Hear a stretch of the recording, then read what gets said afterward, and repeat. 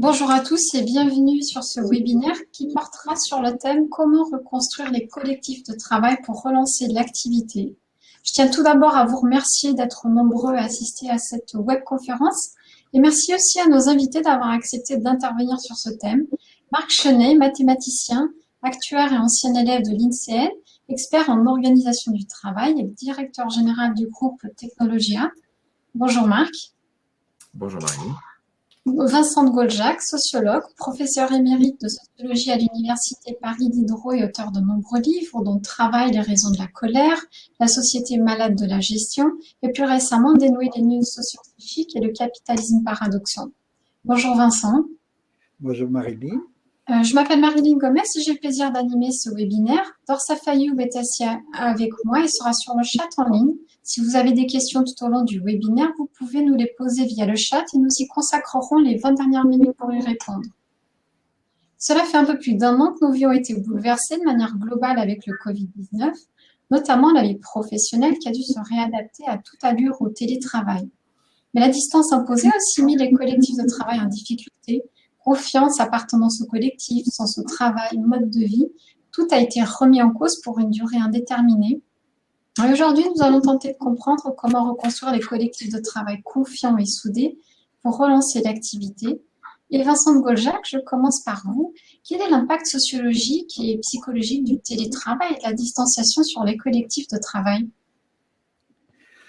Alors, je voudrais commencer par... J'ai un écho. Je voulais commencer par la question du collectif et de construire des collectifs qui posaient avant qu'arrive la pandémie. Vincent, il y a Il y a un petit peu d'écho, en effet. Alors moi, je Il y a beaucoup d'écho par rapport à ça. peut-être Marine. Est-ce que j'ai... Je pense que là, c'est bon. Il y a... Voilà. Non, il y a encore de l'écho, j'ai l'impression, non? Bon, excusez-moi, alors je continue. Je voulais dire, la question de reconstruire les collectifs, elle se pose déjà depuis plusieurs décennies et que je pense que si on veut les reconstruire, c'est qu'on fait le constat qu'ils ont été déconstruits, mais la pandémie, elle a bon dos. Ils ont été déconstruits, et on reviendra sur la question du télétravail, mais ils ont été déconstruits depuis plusieurs décennies avec l'arrivée de la révolution managériale et de la révolution numérique. Et mes premières recherches dans les organisations, c'était à IBM dans les années 80. Et on voyait que les nouveaux outils de management, le management par objectif, l'évaluation individualisée des performances, ont détruit une partie des collectifs. Alors, en langage sociologique, si vous voulez, j'ai fait l'analyse depuis longtemps que la lutte des places s'était substituée à la lutte des classes. Et la lutte des classes crée du collectif, crée de la solidarité.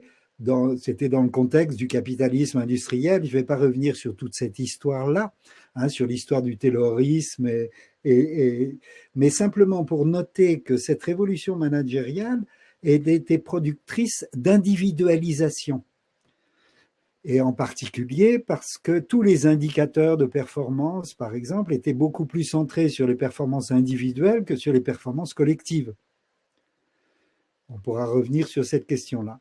Alors, effectivement, le télétravail, qui a commencé à se développer avant la pandémie, et en liaison avec les révolutions numériques, fait que l'individualisation s'est exacerbée, et c'est exacerbé en même temps avec avec ce que j'appelle, des phénomènes paradoxaux, c'est-à-dire le fait que les individus sont confrontés à des contradictions. Par exemple, être ensemble, chacun chez soi.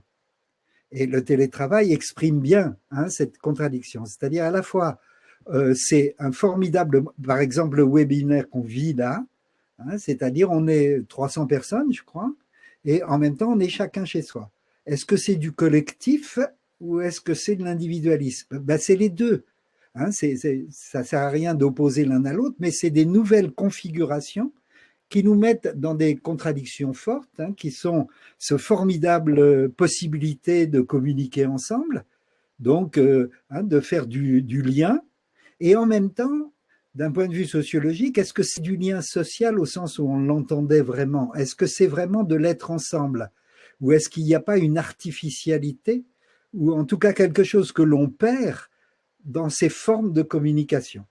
Et donc le télétravail est une espèce d'exacerbation, de cristallisation de ce phénomène totalement paradoxal qui est que à la fois c'est formidablement pratique, dans une perspective rationnelle, pragmatique, opérationnelle, fonctionnelle, il n'y a pas de souci. Donc, dans une perspective managériale uniquement centrée sur la rationalité du travail, c'est parfait.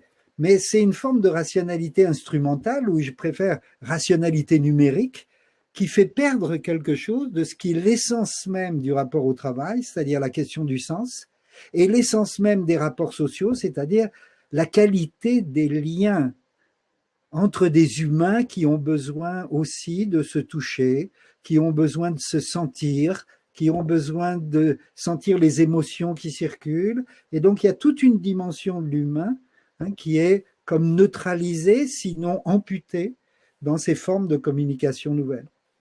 Vous avez déjà évoqué plusieurs thématiques ici, Vincent, management, lien social, sens au travail. Marc Chenet, quels sont les points de vigilance aujourd'hui pour les collectifs de travail avec le télétravail et la distance entre les équipes? Le micro. Je précise pour tout le monde, on va avoir deux regards, Vincent et moi. D'une part, Vincent qui a bien entendu, qui travaille en permanence sur ces sujets, et puis moi, je vais essayer de vous reporter un certain nombre d'études que l'on mène actuellement auprès de certaines entreprises qui nous ont déjà interrogés et qui essayent de bien appréhender le télétravail et les accords d'ailleurs qu'ils vont mettre en place sur le télétravail pour ne pas partir trop vite et réagir un peu trop à chaud. Et ce qui est intéressant, c'est qu'on a pu prendre le temps d'interroger des salariés et leur poser cette question aujourd'hui, qu'est-ce qui leur pose problème? Et évidemment, je ne voudrais pas être redondant par rapport à ce que dit Vincent, mais ce qui m'a semblé très intéressant, c'est de voir la lucidité des salariés sur certains sujets que certains ne voient pas nécessairement. Bien entendu, la question du lien, elle est largement posée, mais elle vient tout de suite en balance avec l'équilibre entre la vie privée et la vie professionnelle. Et donc, d'un seul coup, on voit deux extrêmes. Une période où le télétravail était, je vais le dire avec ces mots-là, quasiment interdit, parce qu'en gros, c'était accepté, c'était négocié, mais bien entendu, on n'avait pas le droit de télétravailler le lundi, le vendredi et le mercredi après-midi, parce qu'on pensait que le télétravailleur du lundi, vendredi et mercredi après-midi ne travaillait pas. Et de l'autre côté, d'un seul coup, le télétravail devient obligatoire, et dans certaines entreprises, depuis 1 an complet, le passage au site a été interdit. Il y a des entreprises aujourd'hui qui n'ont jamais permis à leurs salariés d'y aller. Donc la question du lien aujourd'hui, elle est posée de manière assez marquée. Le deuxième point qui est vraiment très important, c'est que ça crée des dérives, comme l'a expliqué Vincent, d'isolement. Et aujourd'hui, le pourcentage de personnes qui se retrouvent dans ce sentiment-là, avec ce ressenti d'isolement, se compte en dizaines de pourcents par entreprise, ce qui montre en tous les cas qu'il y a des difficultés. Et puis le troisième point important et que je trouve essentiel, c'est cette conscience de l'ensemble des salariés de la perte qu'il y a à ne pas se rencontrer, et en particulier de tout ce que j'appellerais l'instant créatif. Qu'est-ce qui va faire, comme l'expliquait Vincent tout à l'heure, que lorsque l'on se croise, lorsqu'on a des éléments de communication non verbale, lorsqu'on croise des gens qui n'ont rien à voir avec votre équipe, ça donne des idées. Et ces idées-là, il y a beaucoup d'entreprises, il faut le savoir, qui font porter toute leur croissance interne sur cette mécanique-là, qui savent pertinemment que pour pouvoir se démarquer dans l'économie, il faut être créatif, il faut être innovant, et l'innovation, on peut la trouver en interne, qu'on peut la trouver en externe. Il y a des entreprises qui fonctionnent par de l'innovation externe pure et dure. Je vous donne cet exemple-là que j'ai toujours trouvé très intéressant. Lego se développe, les petites pièces, les jeux Lego se développent par de la création externe, avec des acteurs externes, par des jeux concours, etc., etc. Et donc, les créateurs en interne sont moins prégnant que les créateurs externes. Mais il y a beaucoup d'entreprises qui créent, qui innovent, qui se démarquent par de la création interne et qui mettent en place des mécanismes que l'on ne remarque pas, mais qui font en sorte que les gens se croisent et à partir de là, justement, peuvent avoir une idée. Je donne un exemple très bête. Lorsque vous avez un groupement de 5 ou 6 personnes qui travaillent toujours sur le même sujet, ils ont le même état d'esprit. Ils vont croiser un autre groupement qui ne travaille pas du tout sur leur truc, mais qui est capable quand même d'avoir un regard et de se dire « Non mais pourquoi tu ne fais pas comme chez nous ?» Et le « pourquoi tu ne fais pas comme chez nous ?» d'un seul coup, ça peut débloquer et débloquer des situations qui n'avancent plus ou qui deviennent terriblement monotones. Et ça, en plus, ça redonne aussi du sens parce qu'on se rend compte qu'il y a énormément d'interactions qui peuvent avoir lieu.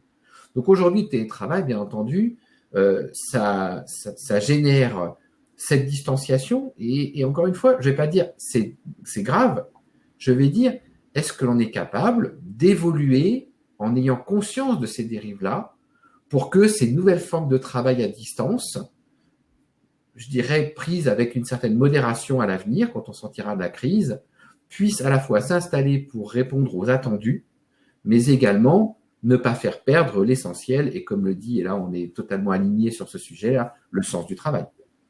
La question du lien social est vraiment très importante. Vincent de Gaujac, est-ce que le télétravail finalement finit par transformer les rapports au travail? C'est une évidence, hein. Et les transformations, on n'a sans doute pas encore analysé tous les effets. Il y en a un qu'on vient d'aborder au niveau de l'espace et au niveau du temps. C'est-à-dire que le travail s'est organisé, d'ailleurs, par rapport à une double rupture, il y avait le temps de travail et le hors-travail. Et puis, il y avait le lieu de travail et le lieu domestique ou le lieu des loisirs, du divertissement, etc. Donc, sur ces deux variables, du temps et de l'espace, le télétravail bouleverse totalement les frontières et produit des flottements, produit il n'y a plus de barrières, de frontières telles qu'elles pouvaient exister. Alors, on a beaucoup critiqué la pointeuse, par exemple, hein, comme dans sa dimension d'aliénation. Mais on oubliait le fait que la pointeuse, on était aliéné quand on pointait, et puis on se désaliénait par rapport au travail quand on dépointait. C'est une caricature, mais au moins les choses étaient claires, hein. On était au travail et on était hors du travail. Là, aujourd'hui, on voit bien que cette frontière-là, elle est devenue floue, flottante. Il y en a qui trouvent ça très bien. Et c'est pour ça que c'est très paradoxal, hein, ce qui se passe aujourd'hui. C'est-à-dire, chacun des effets qu'on analyse, pour certaines personnes, c'est une liberté d'organiser son travail comme on veut. C'est une liberté au niveau des horaires, au niveau du temps.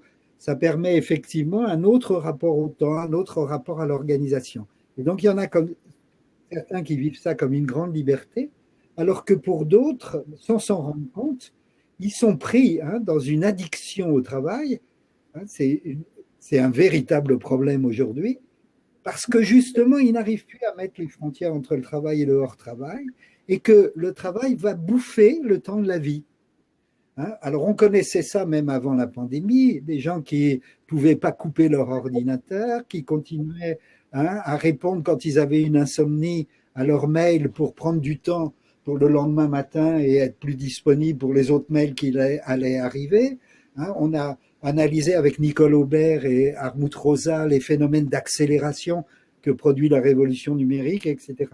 Donc, ça s'est exacerbé évidemment avec la pandémie et cette espèce à la fois de liberté et d'obligation du télétravail ou des formes d'organisation, effectivement. Est-ce que c'est le travailleur qui l'accepte? Est-ce que c'est le management qui lui impose? On ne sait pas très bien. Hein. Je pense que Marc pourra mieux éclairer cette question-là sur ces flottements-là aussi au niveau du management. Et puis le deuxième flottement, c'est l'espace. C'est quand son lieu de vie devient le lieu du travail, évidemment, ça pose des problèmes de comment je vais faire coexister, hein, les enfants. Alors c'est très pratique.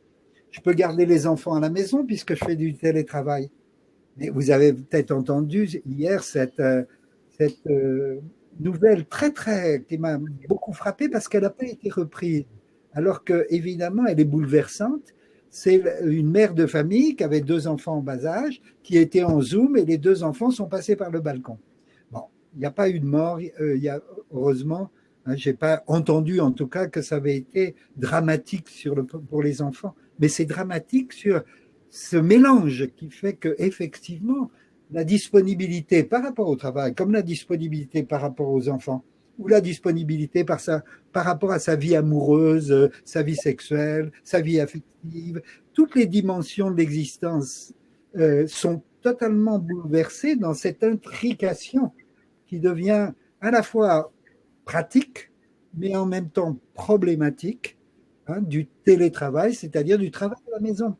Mais ce n'est pas du travail domestique, c'est travailler à la maison.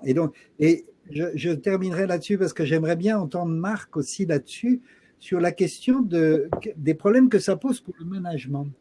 Parce qu'il me semble que les managers n'ont pas été formés pour encadrer le télétravail. C'est-à-dire qu'ils sont formés pour animer une équipe, ils savent comment on fait au niveau de l'usine, ou au niveau du bureau, ou au niveau du magasin, etc. Mais comment on fait pour faire ce travail à distance? Et les témoignages que j'ai, évidemment, quand j'ai des témoignages, c'est souvent parce que ça ne va pas bien, hein, c'est ces gens qui ont un sentiment de harcèlement par rapport au management, alors qu'ils sont chez eux et qui pourraient se dire que la distance les protège justement par rapport à ça. Et je pense qu'il faut développer d'ailleurs le concept de harcèlement numérique, parce qu'il y a toute une série de travailleurs qui ne voient plus leur manager, mais qui disent que les managers, au lieu de les aider et de les accompagner dans ces nouvelles formes du rapport au travail, en fait, ils ne savent pas faire, ils sont maladroits, et donc, au lieu de protéger les travailleurs par rapport au burn-out numérique, je ne sais pas si vous utilisez cette expression, mais moi, je l'utilise de plus en plus parce qu'il y a effectivement des symptômes, hein, pas seulement de repli sur soi, de dépression et de détresse psychologique dont parlait Marx, mais aussi, hein, de burn-out numérique, c'est-à-dire d'être pris dans une tension permanente, un stress permanent dont on ne sait pas se dégager. Et je pense que c'est très, très important, hein, que les managers soient formés pour accompagner sur toutes ces conséquences du télétravail, mais il faut peut-être aussi d'abord, hein, qu'on puisse les accompagner eux, parce qu'ils sont peut-être les premières victimes de ce que j'ai décrit sur la face sombre du télétravail. Marc, tu as la parole. Il faudrait peut-être qu'on coupe. Est-ce que c'est bon là? Oui, ce que je trouve vraiment très intéressant, et si on doit reprendre aujourd'hui la question de la reconstruction des collectifs, ce que je trouve important, c'est effectivement le rôle du manager. Et à partir du moment où on va réussir à redonner les grands basiques du management et de la cohésion d'un groupe, alors je pense que naturellement, on va retrouver un équilibre entre les attendus du télétravail, sans aller trop loin, encore une fois, parce que la question du sens, elle est importante, et comme on disait tout à l'heure, les rencontres, tout ce qui est non-verbal importe énormément, mais après, il faut bien entendu que ce collectif soit managé. Moi, je prends toujours cet exemple sportif. Une équipe ne fonctionne pas sans entraîneur. Une équipe ne fonctionne pas sans entraîneur. Et un entraîneur n'est pas simplement quelqu'un qui pose une tactique. C'est pas quelqu'un qui ne pose qu'une stratégie organisationnelle pour produire. Aujourd'hui, un entraîneur, c'est quelqu'un, donc ce qu'on appelle un coach, tout ce que vous voulez, mais c'est quelqu'un qui va s'intéresser à chacune des personnes pour valider et faire en sorte que tout fonctionne bien. Et il ne place pas tout le monde au même endroit, et même parfois, il va demander des temps de pause parce qu'il connaît la personne vraiment bien et qu'il sait que cette personne a besoin de repos, a besoin d'autres types d'activités, etc., etc. Et donc, un bon manager, c'est quelqu'un qui doit être capable, justement, de pouvoir se réapproprier tout ça. Pendant un an, les managers, ils ont fait au plus pressé. Donc, on ne peut rien leur reprocher. Moi, franchement, on a eu beaucoup d'échanges, on a eu beaucoup d'enquêtes, et on voit à quel point, en tous les cas, eux ont été d'ailleurs des personnes terriblement touchées par ça, et qu'on leur propose aujourd'hui, et beaucoup d'entreprises prennent un petit temps pour faire en sorte qu'ils puissent reprendre des éléments très importants. Parmi ces éléments, on va les lister et si on va essayer justement, voilà, je vois qu'il y a une question là sur les principes, les basiques du management, je les regarde en même temps. Dans les basiques du management, moi je vais essayer de vous les synthétiser pour que tout le monde puisse bien se les approprier. D'abord, la première chose qui me semble très importante, que ce soit le manager ou que ce soit les membres de son équipe, c'est d'apprendre à écouter. Et écouter, encore une fois, c'est quelque chose qui est assez complexe, surtout lorsque l'on veut faire participer et quand on est à distance, on perd beaucoup de repères de l'écoute. Il y a beaucoup de choses qui font que l'on écoute une personne parce qu'on la voit réagir, etc., etc. Quand on voit en particulier des conférences qui sont sans visio, c'est beaucoup plus difficile de travailler l'écoute qu'avec visio, d'accord, sans caméra. Pourquoi? Parce que déjà, dans une écoute, le fait de montrer que l'on est attentif, le fait d'avoir des gestes qui sont dans le même tempo que celui qui parle, etc., le fait de pouvoir rebondir, le fait d'ouvrir des yeux parce qu'on s'interroge sur une question, etc., ça, c'est une forme d'écoute qui montre que l'on se connecte à une personne. Donc déjà, la première chose dans le collectif, c'est la question de l'écoute. Et après, on va tourner, je vais vraiment répondre à votre question, Fadela, on va tourner autour des principes qui vont faire que le collectif est très performant. La première chose, un manager se doit, en permanence, rappeler l'objectif de son service.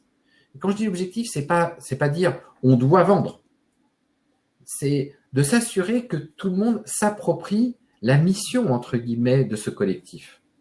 Est-ce que tout le monde, je veux dire, adhère à cet objectif-là? Est-ce qu'il adhère à une stratégie? Et souvent, on passe à travers ça. C'est de toute façon évidemment qu'on doit faire ça. Non, parfois, le évidemment, s'il a perdu du sens, il faut le reconstruire, ce sens-là. Et donc, ça, c'est vraiment un point qui est très, très important. La deuxième chose, c'est qu'il faut partager des règles, des valeurs. Si on n'est pas du tout aligné, on ne comprendra pas en particulier que sur un même sujet, on puisse avoir deux regards différents. Et donc, reprendre cet élément-là est quelque chose de très important parce que sur un même thème, on peut avoir deux regards différents et pourtant avoir raison de part et d'autre. Et ça, encore une fois, dans un collectif qui se veut justement dynamique, qui se veut dans l'échange, il faut être en mesure de respecter ça. Et un manager, bon, c'est parfois compliqué pour les managers français qui sont très top-down et qui commencent aujourd'hui à évoluer vers le management collaboratif. On le voit, sincèrement, il y a une évolution. On a des enquêtes dans certains grands groupes qui montrent cette appréciation par les collaborateurs de leur type de management et le management devient de plus en plus collaboratif. C'est très important. Le petit chef est en train de sortir petit à petit de la place. Et la troisième chose, qui est un sujet, je sais qu'on va devoir aborder, c'est la question de la confiance. Et la confiance, encore une fois, ça ne se décrète pas. Hein, on ne dit pas demain, allez, on se fait confiance. Qu'est-ce qui fait que l'on va avoir confiance? Quels sont tous les critères qui amènent à la confiance? Est-ce qu'aujourd'hui, l'erreur est acceptée? Est-ce qu'aujourd'hui, accepter une erreur va faire que d'un seul coup, beaucoup d'éléments constructifs de la confiance vont venir s'imposer? Quand vous avez déjà ces trois premières briques, vous avez construit une première étape de votre mécanique collective. Et avant, c'est une mécanique que l'on faisait en présentiel, qui avait donc cet avantage de pouvoir avoir pas mal de signes en parallèle qui permettaient la mise en place de ces trois éléments. Et aujourd'hui, en revanche, il va falloir les reconstruire. Et c'est là où je dis que le management va avoir un beau challenge. Hein. Je ne dis pas qu'il va être en difficulté. Il va avoir un beau challenge à penser, à pouvoir mettre ça à deux niveaux, parce que certaines de ces réunions, de ces interactions avec ces équipes seront sous la forme telle que celle que l'on a aujourd'hui. Et puis d'autre part, il va devoir gérer le temps. Parce que lorsque des personnes ne sont pas là, il faut réussir à recréer, soit parce qu'on demande à ce que tout le monde soit là le lundi ou le vendredi ou n'importe quand, soit parce qu'on accepte de faire des combinaisons de présentiel et de distanciel de cette manière-là. Et puis après, mais peut-être que je ne vais pas monopoliser la parole, ce n'est qu'une première brique du management. La deuxième grosse brique du management, c'est la distribution des rôles, des compétences, des talents. Ça, c'est un point très, très important, donc une très bonne maîtrise. Et puis le troisième point, c'est de réussir à donner de la dynamique dans le temps à ce management, c'est-à-dire de faire en sorte que son équipe continue à progresser, monter en compétences. Or, ça, c'est par exemple quelque chose qu'on a bien ressenti. Les formations, la reconnaissance, les parcours de carrière, dans la période, plus on se met en distance, plus on a le sentiment qu'on aura moins accès à ces choses-là. Et la toute dernière chose, un management, pour garder une performance collective, doit s'assurer que si n'importe qui de son équipe s'en va, il a la capacité très rapidement de remplacer. Et ça, c'est quelque chose qui va faire que lorsque l'on a ces trois briques-là, alors on est en mesure de garder un très fort collectif. Mais ce que je dis, c'est que le télétravail aujourd'hui, même si on va revenir en sortie de crise à un niveau moindre qu'aujourd'hui, mais certainement largement supérieur à ce qu'il y avait avant la crise, il y a un très beau challenge aujourd'hui à reconstruire les collectifs, et bien entendu autour du pilote, hein, c'est-à-dire le manager. On parlait justement des règles. L'environnement de travail, il a ses règles et ses routines ou rituels professionnels. Vincent de Golja, comment est-ce qu'on peut recréer un cadre avec des rituels pour renforcer justement ce sentiment d'appartenance au collectif tout en étant à distance? Dans ce que vient de dire Marc, c'est très intéressant parce qu'on voit bien sa préoccupation, hein, elle est bien managériale. Et quand il parle de confiance, par exemple, c'est très important, mais il y a en même temps une tension permanente entre vouloir créer la confiance et la question de la subordination. Je le dis parce que Danielle Linhart, qui est une collègue que j'aime bien, que vous connaissez peut-être comme sociologue, vient de sortir dans la collection Sociologie clinique que je dirige un très beau livre sur l'insoutenable subordination des salariés. Donc on ne peut pas faire l'abstraction du fait qu'il y a une subordination, donc un rapport de pouvoir, un rapport de domination au sein du travail qui effectivement pose un problème par rapport à la question de la confiance. Alors pourquoi je m'excuse de ne pas répondre directement à votre question, je fais ce détour-là, parce que ça pose deux questions par rapport à le thème sur lequel on est. C'est la première, c'est on voit émerger aujourd'hui un sentiment de gens qui sont en télétravail de véritable paranoïa. Parce qu'ils sont tout seuls chez eux, replis sur soi, et un des aspects de la détresse psychologique dont parlait Marc tout à l'heure, c'est le sentiment, mais qu'est-ce qu'ils font derrière mon dos? Parce que le salarié, quand il est là, sur le lieu du travail, il peut discuter avec les autres, il peut vérifier, mais il y a quelque part, aujourd'hui, une faille, quand il y a une faille psychologique personnelle, on se dit, mais qu'est-ce qui se passe? Et par rapport à la question de la confiance, la transparence, qu'on évoquait tout à l'heure, le sentiment qu'ils vont décider des choses sans moi. Et donc là, c'est une question, la paranoïa, ce n'est qu'un symptôme psychologique d'un phénomène social qu'exacerbe le télétravail, mais qui existe dans toutes les entreprises. C'est la question des rapports de pouvoir qui peuvent exister entre le management, les salariés, la direction et les patrons et les travailleurs, etc. C'est quelque chose qui n'est pas nouveau, mais qu'il ne faudrait pas oublier dans le débat sur de quel collectif on parle, de quelle performance on parle et au service de qui. C'est pour ça que la deuxième chose que je voudrais dire, c'est que les collectifs, ce n'est pas seulement l'affaire du management, c'est aussi l'affaire des travailleurs. Donc c'est l'affaire aussi des syndicats.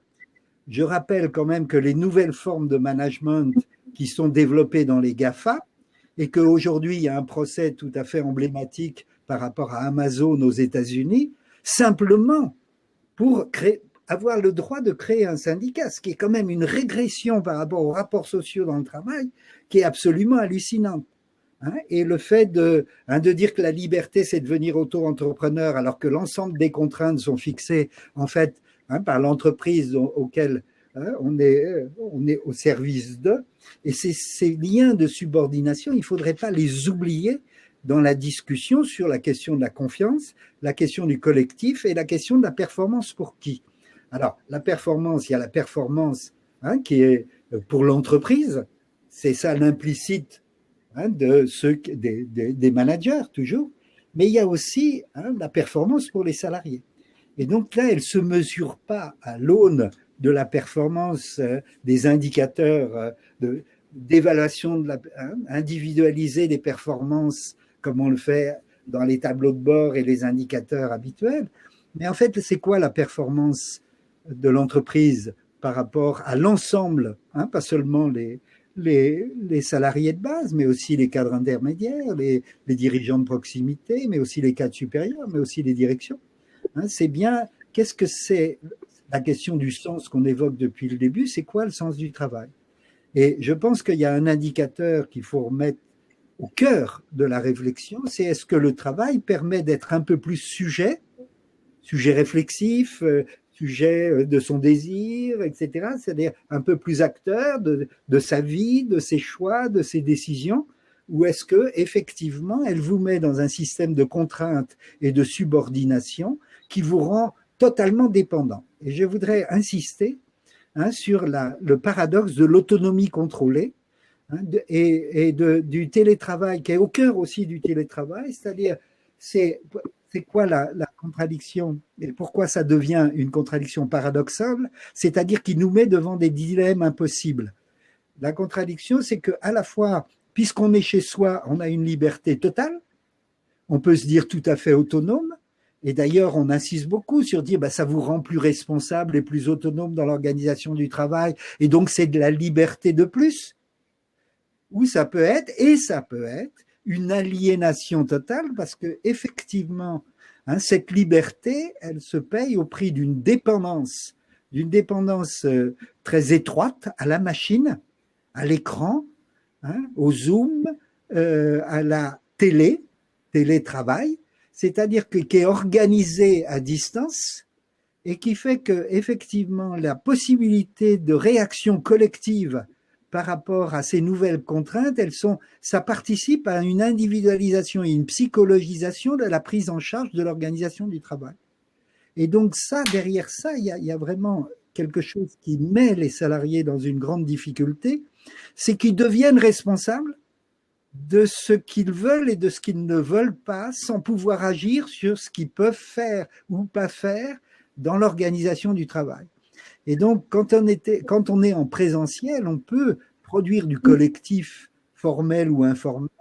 Par exemple, c'est pour ça que j'ai évoqué l'action syndicale, parce que l'action syndicale est absolument nécessaire pour faire un contrepoids à un pouvoir managérial qui est quand même au service principalement de l'entreprise, donc de la performance financière, de la performance des actionnaires.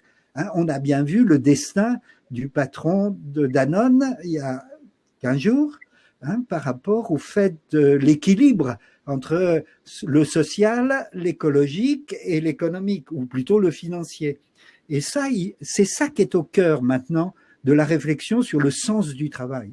C'est-à-dire redonner du sens au travail, c'est de pouvoir trouver les bons équilibres et les bonnes harmonies entre des exigences qui sont plus ou moins compatibles ou plus ou moins contradictoires, qui sont les exigences économiques et financières, mais aussi les exigences en termes de qualité de vie et les exigences en termes de rapports sociaux, c'est-à-dire du rapport entre le travail et le capital, qui est une vieille contradiction qui traverse toujours les rapports sociaux au sein de l'entreprise et qu'il ne faudrait pas oublier, et que Amazon, les GAFA, nous remettent dans la tête en permanence, parce qu'on voit qu'on risque que la révolution numérique actuelle et le télétravail risquent d'accélérer cette nouvelle forme de pouvoir déterritorialisé sur lesquelles les possibilités de contrôle des travailleurs et des citoyens et des politiques, ils sont de plus en plus désarmés pour pouvoir contrôler la puissance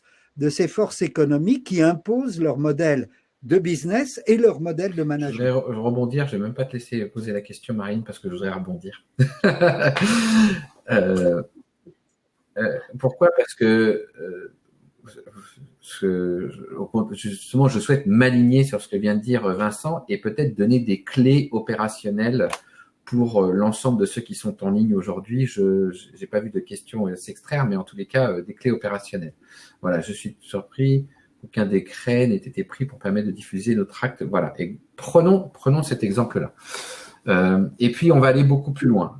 Ça, c'est un sujet qu'on avait déjà traité dans un autre webinaire, et en particulier de se dire comment est-ce que l'on fait aujourd'hui pour trouver de nouvelles technologies. Il y a une question sur le fait de diffuser les tracts syndicaux, et on avait beaucoup travaillé sur les nouvelles technologies qui vous permettraient justement de déployer ça, et même le groupe Technologia a développé des applications pour ça, pour justement vous permettre, sans l'accord de l'entreprise, de diffuser vos informations. Mais moi, ce qui me semble très important dans ce que dit Vincent, c'est qu'effectivement, on est dans un équilibre multipartite, et que il y a aujourd'hui, dans le dialogue social et dans la détermination aujourd'hui de la reconstruction de ces collectifs, parce que quoi qu'il arrive, ils vont être modifiés. C'est pas la sortie de la crise qu'on va retrouver ce qu'il y avait avant. Quoi qu'il arrive, ils seront modifiés. Il y a un dialogue social et il y a des choses qui doivent être mises en place.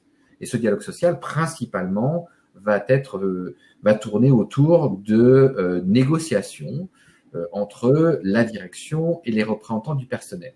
Moi, ce qui m'inquiète aujourd'hui, c'est que j'entends beaucoup de négociations qui ont lieu sans avoir pris le temps d'interroger les salariés. Or, il n'y a pas de solution idéale. Elle n'existe pas. Chaque entreprise est spécifique. Chaque entreprise a son histoire, sa culture, sa structure de salariés, son équilibre homme-femme, son équilibre entre les anciens et les plus jeunes, etc., etc. Et donc, si on ne les interroge pas, on n'a pas le même rapport aussi à ce collectif quand on vit en province que lorsqu'on vit à Paris. Les comportements sont complètement différents.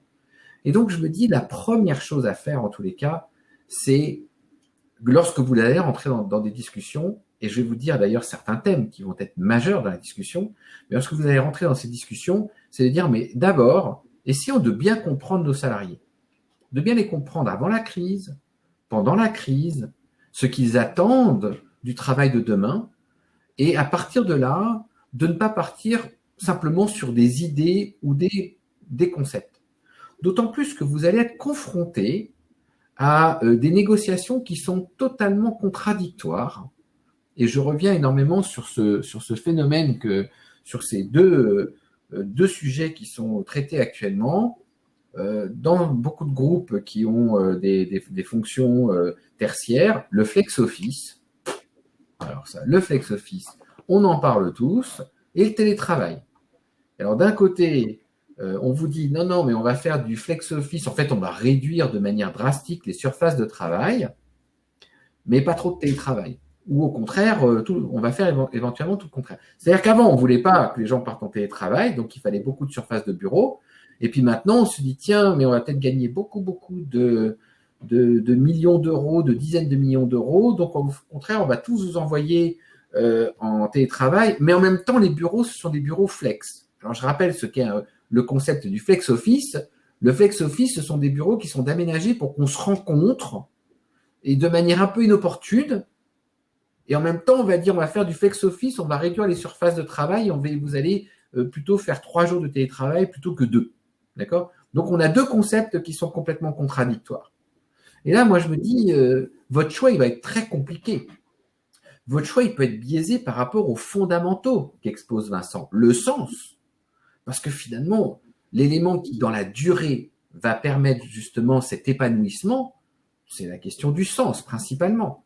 Si on n'aborde pas ça et qu'on ne le met pas dans l'objectif numéro 1, parce que n'oubliez pas que lorsque vous négociez quelque chose, tout le monde a ses objectifs. Vous n'avez pas les mêmes que l'autre partie. Et à partir du moment où les objectifs sont divergents, les négociations ne sont pas terribles. Mais vous pouvez avoir un objectif commun, vous pouvez en tous les cas réfléchir sur des objectifs communs. Et est-ce qu'aujourd'hui, ce qui n'est peut-être pas le cas de tout le monde, donner du sens au travail et faire en sorte que les gens se retrouvent et s'épanouissent professionnellement, c'est quand même un élément central. Et à partir de là, de trouver des arbitrages qui vont faire que vous allez savoir vers où vous allez. Puis la deuxième chose, c'est de comprendre que la population, les salariés, alors parfois on m'a dit qu'il ne faut pas utiliser le terme salarié, mais plutôt employé. Donc les employés, dans un ensemble d'une entreprise, n'ont pas les mêmes positions. Et dans les enquêtes, vous allez voir plusieurs choses apparaître. La première qui peut sembler étonnante, c'est que ce ne sont pas les plus anciens qui veulent le moins de télétravail. En fait, ce ne sont pas les plus jeunes qui veulent le plus de télétravail. Dans toutes les enquêtes qu'on a menées, c'est exactement le contraire. Les jeunes veulent du collectif parce qu'ils rentrent dans la vie active et ils veulent savoir dans quel environnement on les projette. Et aujourd'hui, je peux vous dire, hein, même moi j'ai une fille qui travaille dans une entreprise ultra technologique qui s'appelle TikTok. Elle est rentrée là-dedans et elle n'a toujours pas vu un collaborateur. Elle disjoncte complètement, mais complètement. On dit c'est pas possible. On est là quand même pour créer, quoi. D'accord? Donc les jeunes veulent du collectif. Les anciens, ils savent mieux gérer les choses. Ils ont cette expérience des relations. Souvent, on se rend compte que eux sont prêts à plus de collectif. Deuxième élément fondamental dans la construction des collectifs, il va y avoir je dirais, une bonne moitié de la population qui va vouloir peu de jours de télétravail. Mais cette population, elle veut peu de jours de télétravail parce qu'elle a besoin de relationnel. Elle en a besoin, elle l'exprime profondément. Il y en a d'autres qui veulent beaucoup de télétravail parce qu'elle n'en a pas besoin, parce qu'elle a le sentiment de ne pas en avoir besoin. Et attention, ne pas se dire je vais prendre un bord ou je vais prendre l'autre. On est obligé de prendre en compte les deux bords parce que si vous avez plus d'un côté, c'est-à-dire vers plus de télétravail, vous allez mettre des pans entiers de la population en grande difficulté. Même si on leur dit vous pouvez venir au bureau, mais ils viennent au bureau, il n'y a personne. Il y en a aujourd'hui, on propose beaucoup de télétravail, ils arrivent et ils disent moi j'en prends pas, moi je ne prendrai pas, je viendrai au maximum. Mais quand ils arrivent au bureau, il n'y a personne. C'est-à-dire que ce qu'ils recherchent, ils ne le trouvent pas. Et donc ce n'est pas simplement de dire je vais prendre la majorité et aller vers la majorité. Je vais devoir trouver une combinaison qui fasse que quand je dis minorité, les 40% qui ne vont pas être satisfaits par ce qui sera proposé ne vont pas s'y retrouver du tout. Et donc, là, je pense qu'il faut impérativement, dans les clés de décision, d'abord de connaître votre structure. Connaître votre structure. Quand on parle d'ailleurs de la diffusion des tracts, il y a à la fois le fait de diffuser des tracts, mais également de récupérer de l'information par rapport aux salariés. Aujourd'hui, l'échange entre les représentants du personnel et les salariés est très complexe. Comment est-ce que vous captez l'information? Donc, si je devais avoir une énorme recommandation à vous faire, c'est que comme vous allez être confronté aujourd'hui à la construction autour du télétravail, autour de l'accompagnement managérial, autour de la gestion des espaces de travail, du flex office, de tout ce que vous voulez, en fonction des secteurs dans lesquels vous êtes, mettez des périodes d'adaptation longues. Commencez sur des choses qui ne vont pas aux antipodes de ce qu'il y avait avant la crise. Faites des petits pas. Et sincèrement, c'est toujours plus facile de grimper une échelle avec des petites marches que de grimper une échelle où même la première, vous n'arriverez même pas à la passer. La technique des petits pas, avec en permanence, on écoute les salariés, on voit comment ils réagissent aux évolutions, on ajuste et on recommence, etc., etc. Et ça peut durer quelques années, voire peut-être même un travail sur 10 ans, parce que la transformation va être lourde, je pense, mais de se mettre un programme pour que justement, vous puissiez ne pas répondre à une contrainte à un moment donné, comme le disait Vincent. On va mettre en place beaucoup de télétravail et un soi-disant flex office, parce que là, ça rapporte des dizaines de millions de dollars d'euros sur la suppression des espaces de travail à la défense. Et alors là, c'est quand même l'option complètement orientée financièrement et qui ne marchera pas à terme. En termes de collectif, il y a aussi un point qui me semble important d'aborder. Le travail participe à la construction d'une identité sociale et individuelle, autant individuelle que collective. Vincent de Goljac, est-ce qu'avec la distanciation, est-ce qu'elle va jouer aussi un rôle dans la perte du sens au travail, cette identité sociale?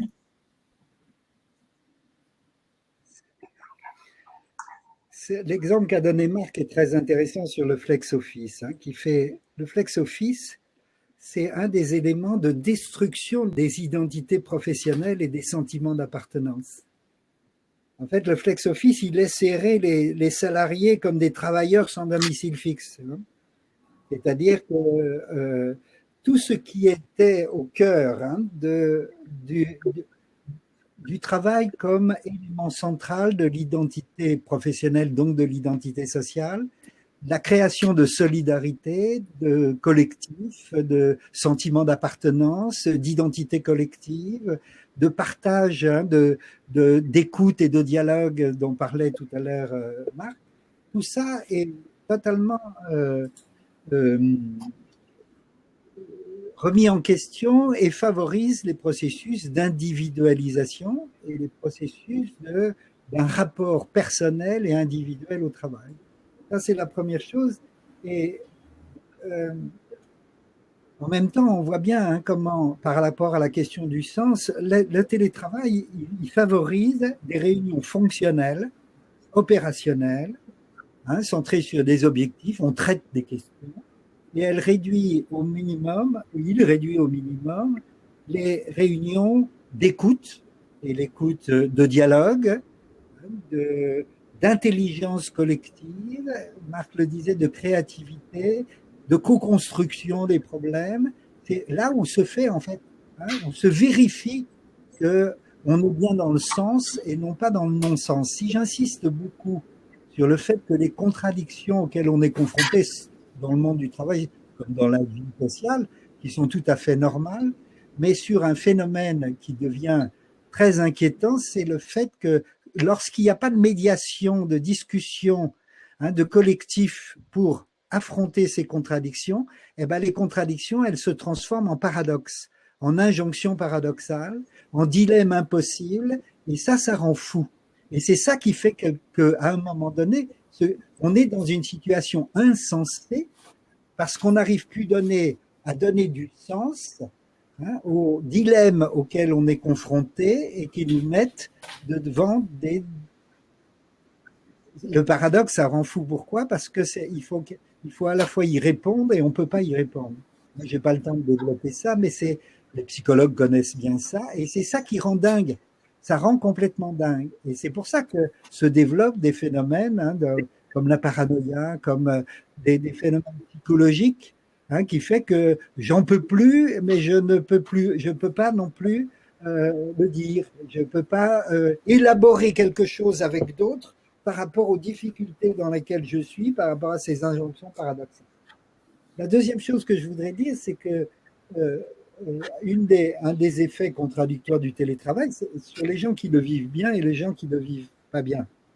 C'est que ces conditions subjectives par rapport à la façon dont on vit le télétravail sont quand même liées, et il ne faudrait pas l'oublier, à des conditions objectives. La condition objective, c'est par exemple le logement, la taille du logement, le nombre de personnes dans le logement, c'est l'environnement dans lequel on est, c'est les moyens technologiques que l'on a aussi pour pouvoir répondre aux exigences techniques, aux exigences en termes de matériel, en termes d'avoir une salle à soi, un bureau à soi. C'est évident que si vous êtes en Bretagne, au bord de la mer, ou à Biarritz, et dans une belle villa avec un jardin, où chacun a sa pièce et sa tranquillité, et vous pouvez avoir en même temps les moyens d'occuper les enfants ou ceci, c'est pas du tout la même chose que si vous vivez ça dans un appartement de 2 pièces ou 3 pièces ou 50 mètres carrés, et alors que vous êtes 4 ou 5 ou 6, etc. Donc il faut tenir compte absolument et ne pas l'oublier des conditions objectives. Donc par rapport à ce que disait Marc sur l'écoute et l'attention aux conditions dans lesquelles sont les employés, les salariés, il ne faut pas oublier ça, cette dimension-là, des conditions objectives qui déterminent les conditions subjectives, c'est-à-dire la possibilité non seulement de le vivre bien, mais aussi de lui donner du sens. Et pour lui donner du sens, on voit bien que le collectif là est essentiel parce qu'on peut donner du sens tout seul à sa vie. Mais un des problèmes des sociétés hypermodernes, qui est une expression, une illustration de l'individualisation dont je parlais tout à l'heure, c'est que chacun est renvoyé à lui-même pour produire le sens de son existence. Chacun est renvoyé à lui-même pour produire le sens de son travail. Chacun est renvoyé à lui-même pour décider des responsabilités qu'il prend pas, etc. C'est-à-dire, c'est comme si on avait effectivement la possibilité de donner du sens seul à son travail. Or, le sens, il ne peut être que validé, élaboré dans une dimension symbolique, et il nécessite des espaces symboliques d'élaboration collective. C'est pour ça que, par rapport à la question comment reconstruire des collectifs, il est absolument nécessaire, de mon point de vue, de créer dans toutes les organisations des espaces de réflexivité et de délibération collective, qui ne soient pas uniquement centrés sur le travail en sens de performance, mais qui soient centrés justement sur le sens du travail. Et Marc le disait très bien, c'est que le sens du travail, c'est d'abord d'écouter le sens que chacun produit pour le travail, mais pas de l'écouter chacun chez soi, mais de l'écouter collectivement par rapport à la confrontation de la façon dont chacun donne du sens, et que c'est de cette confrontation collective que émerge quelque chose qui fait lien social, c'est-à-dire le fait que ce soit élaboré collectivement et qu'on ait une espèce de contrat démocratique sur quelles sont les hiérarchies à donner, sur les différentes façons dont chacun produit le sens de son propre travail et comment collectivement on peut dessiner un espace du politique au sens premier du terme, c'est-à-dire ce qui fait la vie de la cité. Et donc il est très important de réintroduire cette dimension politique au sens noble du terme au sein de l'entreprise en créant des espaces qui recréent effectivement du collectif à partir de l'élaboration collective du sens et de réponse aux contradictions dans lesquelles nous met la société, nous met l'économie. Nous arrivons presque à la fin de ce webinaire. Il y a une question de Fadila. Marc, peut-être que tu pourrais y répondre. C'est sur le télétravail. J'ai l'impression que le rôle du télétravail questionne le rôle du manager, représentant de la direction générale ou des collectifs. Peut-être est-ce que tu pourrais apporter une précision, des réponses à cette question? Oui, on peut revenir. Et puis je voudrais aussi la deuxième question là, qui est posée, que je trouve aussi assez intéressante. Là. De Nadine, oui. Oui, on en a déjà longuement parlé de rôle de manager. Et encore une fois, il n'y a pas que ça. D'accord ? Et ce que l'on constate aujourd'hui, c'est que on est quand même, nous, dans une société, en particulier en France, où le management, c'est souvent quelqu'un qui a été positionné dans son rôle en fonction de sa compétence technique. Ça veut dire que c'est quelqu'un qui, en particulier, trouve une autorité parce que, premièrement, il a un statut, il a un rapport dans son organigramme qui fait qu'il est hiérarchiquement au-dessus d'autres personnes. Et à ce moment-là, il a une forme d'autorité. D'autre part, comme il est à cette position dans l'organigramme, généralement, il connaît encore mieux ceux qui sont au-dessus de lui plutôt que ceux qui sont en dessous. Donc, quoi qu'il arrive, on se dit que si on est toujours dans ce rapport d'autorité, on est bien entendu, il a plus de réseau, entre guillemets. Et puis, la troisième chose, c'est qu'il a été retenu pour sa technicité. D'accord ? Et donc, il trouve son autorité à travers ça. Or, aujourd'hui, créer des collectifs, c'est pas ça. Créer des collectifs, c'est pas une question d'autorité. Créer du collectif, c'est une question de savoir piloter un collectif avec toutes ses dimensions. Je pense qu'un manager qui ne s'intéresse pas aux personnes, à leur vie, sans être intrusif pour autant, mais comme le disait Vincent, tout le monde n'a pas les mêmes conditions de vie en dehors du travail, ce qui va faire que les modalités d'organisation de demain doivent nécessairement prendre en compte toutes ces choses-là. Et je le redis encore parce que j'adore cette comparaison et le fait d'illustrer avec des équipes sportives, mais un entraîneur d'une équipe collective, aujourd'hui, connaît la vie de tout le monde quasiment. Et il crée et il constitue son équipe et il va donner de la temporalité dans son collectif parce qu'il les connaît, ces gens-là. Et ils savent quelles sont leurs aspirations. Il va jouer sur cet équilibre-là parce que l'équilibre entre la vie privée et la vie professionnelle, ne pas oublier ça également, c'est l'attendu numéro 1 des salariés. Il y a des enquêtes, même internationales, qui montrent que l'attendu numéro 1, c'est cet équilibre-là. Les trois dimensions les plus attendues au niveau mondial, c'est l'équilibre professionnel. Deuxièmement, et ça va me permettre de rebondir sur le deuxième point, c'est le sens du travail. Et troisièmement, c'est la qualité des collectifs de travail. On a envie de venir au travail et d'avoir ces collectifs. Après, bien entendu, c'est pour ça que je vois Nadine qui dit très terre à terre, un revenu et un équilibre dans sa vie humaine. Ça va nous amener à un autre sujet qui est la question de l'engagement. Qu'est-ce qui fait que j'ai cette volonté de venir le matin au bureau? Mais revenons à la première question. Et donc, le manager aujourd'hui, vous comprenez le gap qu'il y a entre des mécaniques de management qui ont été de la promotion par la compétence, alors qu'aujourd'hui, il va y avoir un enjeu de taille qui est d'être promu par sa capacité à donner de la dynamique à son propre collectif. Et je pense que tout le monde voit très très bien cette différence-là. Et d'ailleurs, ça me permet de rebondir sur l'histoire de la jonction contradictoire. Ça demande aussi beaucoup de recul de la part d'un manager qui va s'intéresser à ses équipes, qui va avoir de l'empathie, de l'écoute, qui va être attentif à cette dynamique qui est liée à beaucoup de critères. Et puis à un moment donné, on va lui dire au-dessus, ouais, mais attention, hein, l'objectif, c'est le chiffre. Et donc lui, il se retrouve, c'est le premier à se retrouver dans les taux. C'est-à-dire qu'on lui demande le chiffre, et lui, il dit, ouais, mais le chiffre, ça dépend de mes équipes. Donc, à un moment donné, je ne peux pas tout faire, d'accord? Et cette contradiction, elle est très difficile. D'ailleurs, ça met beaucoup de valeurs personnelles en opposition. Un manager, c'est souvent quelqu'un qui a dans ses valeurs la réussite, et puis quasiment tout le monde a une certaine valeur humaine quelque part. Mais la réussite et la valeur humaine, parfois, ça ne matche pas. Donc ça, c'est extrêmement important. Et puis, comme vous le disiez, Nadine, effectivement, on va revenir à certains basiques qui donnent, je dirais, une lame de fond dans l'engagement et le collectif de travail. C'est premièrement le fait d'aimer son métier, c'est quand même super important. Le fait d'aimer l'entreprise pour laquelle on travaille, d'aimer la mission de cette entreprise-là ou de cette institution publique. Hein, là, on prend vraiment tout simplement le métier du corps médical, soignant ou non soignant, très important.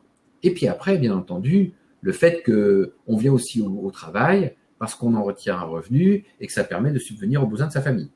Et donc tout ça, il faut réussir à bien le combiner et de telle sorte à ce que je dirais, la mécanique globale soit bien huilée. Je pense, encore une fois, et c'est pour ça que je dis, quand vous allez rentrer dans des négociations, si beaucoup rentrent dans des négociations, n'allez pas trop vite.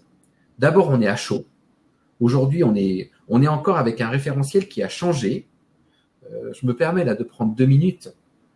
On a fait des enquêtes risques psychosociaux qui sont réitérées. Et à notre grande surprise, l'enquête 2020, elle est quasiment toujours meilleure que l'enquête 2019.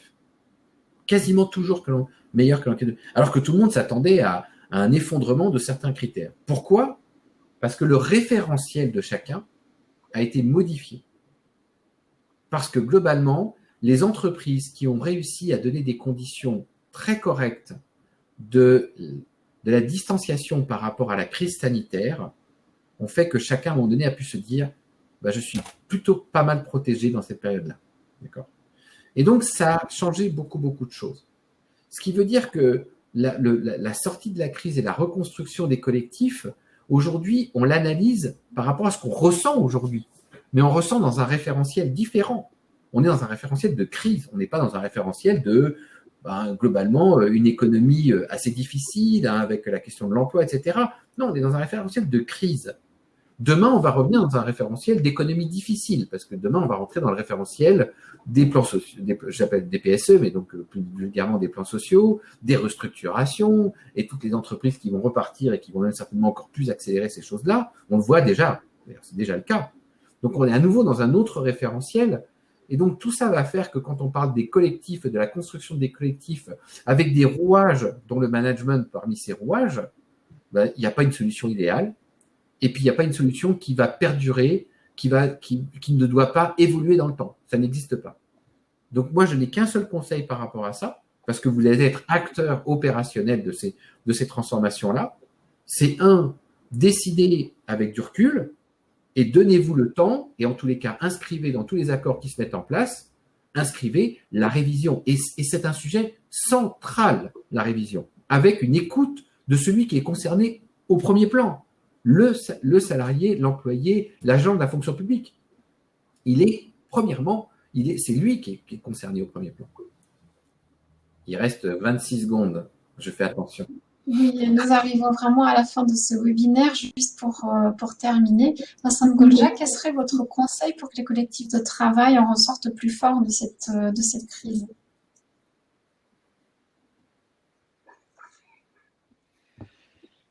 Ça serait de réfléchir ce qui est à la racine même du capitalisme. Schumpeter disait que la force du capitalisme, c'est le principe de destruction créatrice, c'est-à-dire qu'il détruit en permanence ce qui produit et tout pour produire et créer de la valeur qui est plus importante que ce qui a été détruit. Je pense que paradoxalement, par rapport à ce que vient de dire Marc, sur les résultats de 2020 sur les RPS, et de dire il y aura une sortie de la crise. Non, je pense que ce qui est intéressant, c'est que les gens là sont dans une parenthèse, mais que la crise, elle est devenue permanente. Je veux dire, on parle de crise depuis 1973, le premier choc pétrolier, puis il y a toujours des crises, et la crise est devenue la normalité. Et donc, c'est de réfléchir sur cette crise. Et mon hypothèse, c'est justement que cette crise, c'est un renversement du principe de Schumpeter. C'est-à-dire aujourd'hui, le capitalisme fonctionne sur un principe de création destructrice. C'est-à-dire le capitalisme détruit le travail. On voit bien avec Amazon, avec la robotique, avec justement les nouvelles technologies et la révolution numérique. Le capitalisme détruit la planète. Et la question du réchauffement climatique et la question de en quoi l'économie aujourd'hui, au lieu d'être au service de l'écologie, contribue à détruire les ressources naturelles, etc., devient un des chantiers absolument fondamental. Et donc, ça veut dire quoi? Ça veut dire que si les entreprises ne mettent pas au cœur de la réflexion collective et de leur intelligence collective ces questions-là, elles exacerbent la contradiction entre la performance et la valeur uniquement mesurée en termes financiers et la valeur mesurée en termes de qu'est-ce qui fait sens pour l'espèce humaine, qu'est-ce qui fait sens pour la planète aujourd'hui, qu'est-ce qui fait sens pour le travailleur aujourd'hui. Et le troisième indicateur de cette création destructrice, quand je dis que le capitalisme détruit le travail, c'est ce sentiment qu'ont beaucoup de travailleurs qui sont en burn-out, c'est-à-dire qui sont en train de se consumer de l'intérieur, ou qui sont dans un stress permanent, ou dans une détresse permanente. Et donc, ce qu'on a appelé, 12 euphémismes, les risques psychosociaux, il faut bien voir que c'est une conséquence. Ces symptômes-là sont la conséquence d'un management de l'excellence, de la performance, etc., qui ne prennent pas en compte ce qui est au cœur, pas seulement des besoins de chaque homme, mais des besoins de l'humanité, des besoins de la planète, des besoins de notre terre-patrie. Et ce qui redonnera vraiment confiance, c'est à partir du moment où ces débats-là ne seront pas externalisés de l'entreprise, mais seront réintroduits dans l'entreprise. Et j'espère que notre rencontre favorisera Et Marc, pour conclure ce webinaire, un dernier mot de la fin sur les collectifs de travail? Une crise est source d'opportunités, de réflexion, le temps de se poser. Je vois bien dans le chat que tout le monde voit que, au contraire, les décisions sont accélérées. Je pense que chacun doit prendre l'ensemble des dimensions du problème, se poser et de pouvoir avancer par rapport à quelque chose de nouveau. Moi, au contraire, je reste toujours un éternel optimiste. Donc, et j'ai dit au contraire, non, il n'y a pas de au contraire. Je suis un éternel optimiste. Et je tiens d'ailleurs à dire et à remercier Vincent parce que moi, je suis souvent très, très terre à terre et Vincent me permet toujours de reprendre encore une fois, un petit pas de recul, de mieux comprendre ce que je n'ai pas le temps de lire de mon côté. Je trouve que dans la combinaison des deux et dans ce type d'échange, on en ressort toujours plus construit. Je ne veux pas dire plus fort, mais plus averti en tous les cas. Voilà. Merci. Tout le monde pourra porter cette position-là. Merci beaucoup pour vos interventions et merci beaucoup à tous les participants de ce webinaire. Le webinaire restera en replay dans les semaines à venir, donc vous pourrez le consulter ou le réécouter à toute occasion. N'hésitez pas à le partager autour de vous. Et nous vous remercions et à très bientôt. Merci à tout le monde. Merci. Au revoir. Et merci pour votre invitation.